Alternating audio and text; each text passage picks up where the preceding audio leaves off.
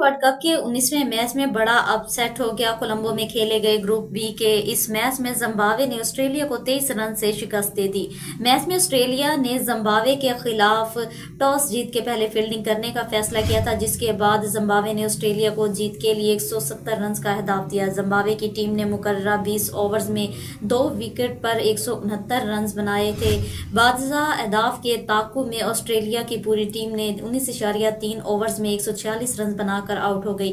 Australia کے meat رنشا نے 65 اور گلین میکسویل نے 31 رنز بنائے، جبکہ زمبابوے کے مظہر بانی نے 4 اور برینڈ ایوان نے 3 کھلاڑیوں کو آؤٹ کیا۔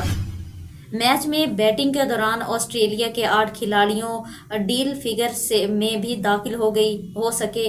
واضح رہے کہ دونوں ٹیموں کا یہ دوسرا میچ تھا۔ اپنے پہلے میچ میں زمبابوے نے عمان کو اور آسٹریلیا نے آئرلینڈ کو شکست دی تھی۔